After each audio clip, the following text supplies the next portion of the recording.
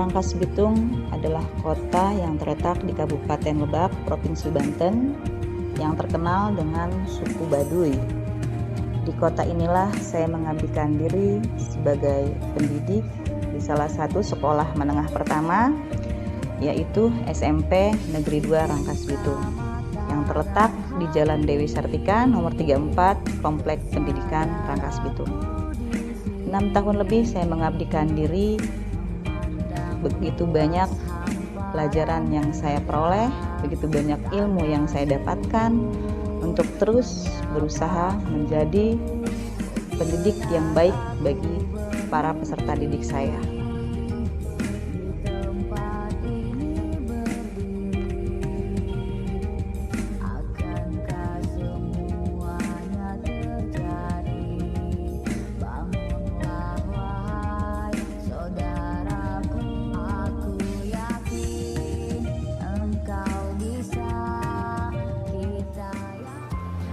Assalamualaikum warahmatullahi wabarakatuh.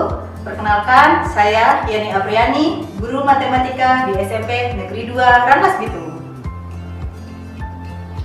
Seperti yang diketahui, kasus COVID-19 atau Corona Disease di Indonesia telah mengalami penurunan, sehingga Kemendikbud memutuskan untuk melaksanakan pertemuan tatap muka terbatas di sekolah. Pada pertemuan tatap muka terbatas atau kita sebut dengan PTMT, saya menggunakan strategi pembelajaran blended learning untuk mengatasi learning loss pada peserta didik karena pandemi COVID selama ini.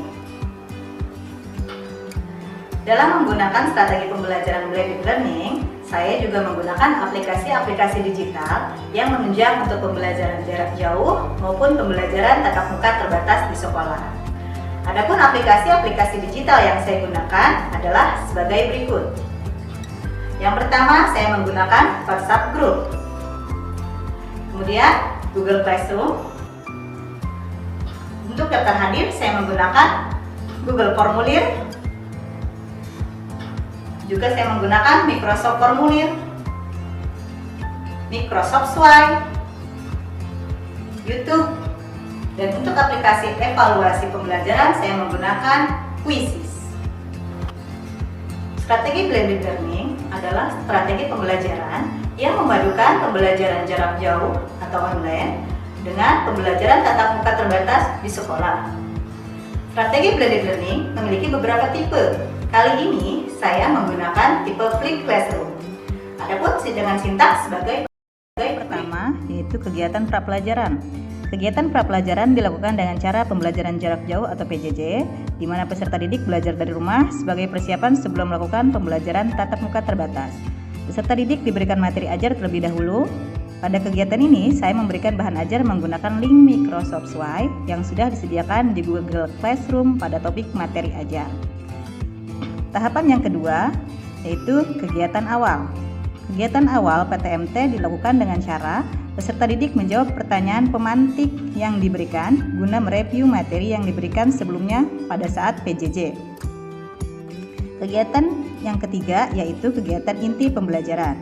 Peserta didik melakukan pembelajaran yang menyentuh ranah keterampilan berpikir tingkat tinggi atau HOTS seperti diskusi, kolaborasi, ideasasi, dan lain-lain.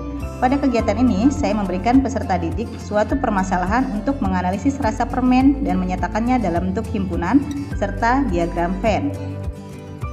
Langkah yang terakhir yaitu kegiatan penutup akhir pembelajaran. Peserta didik diberikan pertanyaan sebagai tiket keluar kelas atau exit ticket dan pertanyaan pemantik untuk ditindaklanjuti setelah pulang sebagai bentuk evaluasi. Saya memberikan latihan soal menggunakan aplikasi Quizzes. Tahun lebih, pandemi memaksa kita para pendidik untuk melakukan pembelajaran jarak jauh dengan segala kendala yang ada. Di mana ada beberapa siswa yang tidak memiliki telepon genggam, tidak memiliki kuota, susah sinyal, dan lain sebagainya yang membuat mereka kehilangan semangat untuk belajar hingga ada beberapa dari mereka memutuskan untuk menikah.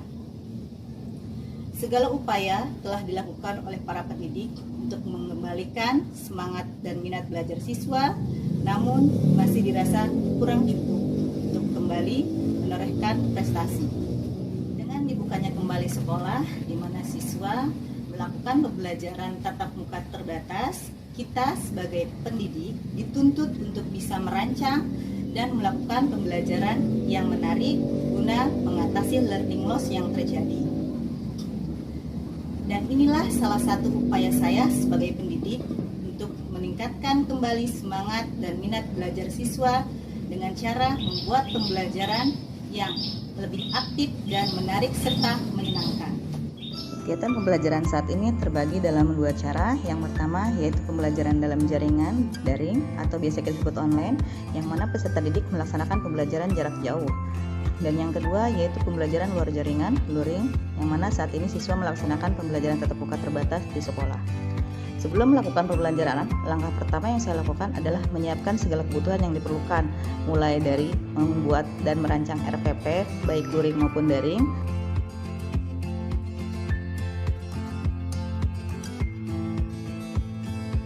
Untuk kegiatan pembelajaran jarak jauh, saya mulai dengan mempersiapkan siswa dalam mengikuti pembelajaran melalui grup WhatsApp. Setelah siswa siap untuk mengikuti pembelajaran, saya mengarahkan mereka untuk membuka dan aktif dalam pembelajaran melalui Google Classroom. Peserta didik pertama kali mengisi daftar hadir yang terekap otomatis menggunakan Google Formulir melalui link yang disediakan pada topik daftar hadir di Google Classroom.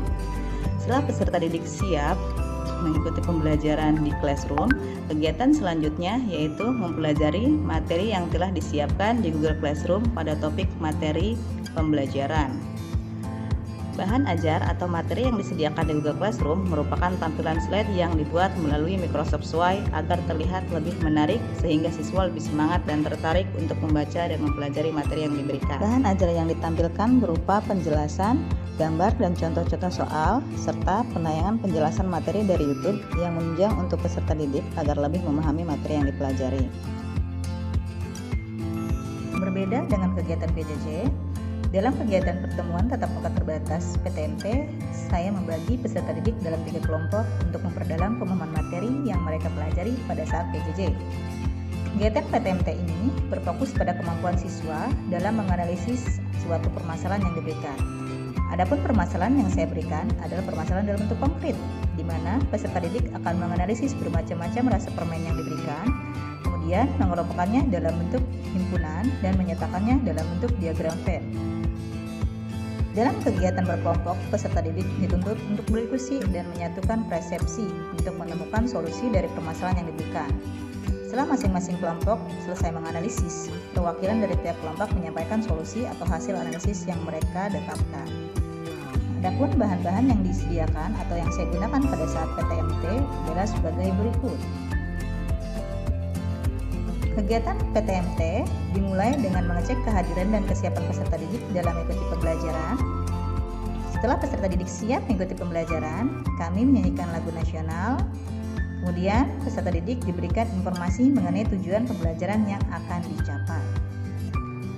Untuk kegiatan inti pembelajaran, perwakilan kelompok mengambil bahan-bahan yang akan digunakan dalam pembelajaran. Setiap kelompok menganalisis rasa permen yang diberikan dan mengerjakan lembar kerja peserta didik atau LKPD sesuai dengan hasil analisis yang diperoleh. Dan yang terakhir, siswa menggambarkan hasil analisisnya dalam bentuk diagram Venn. Berikut adalah hasil kerja kelompok peserta didik.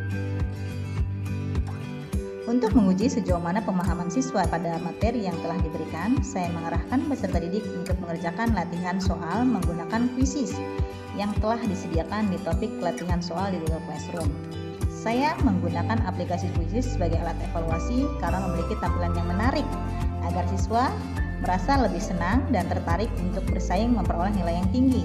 Dan dengan pertemuan tatap muka terbatas ini, dengan pembelajaran yang dirancang dengan semenarik mungkin, bisa meningkatkan kembali semangat dan minat belajar siswa. Hanya penting bagi kita para pendidik untuk bisa berdiskusi atau bermusyawarah dalam wadah MGMP untuk menentukan strategi pembelajaran apa dan bagaimana agar pembelajaran terlihat lebih menarik dan menyenangkan bagi peserta didik.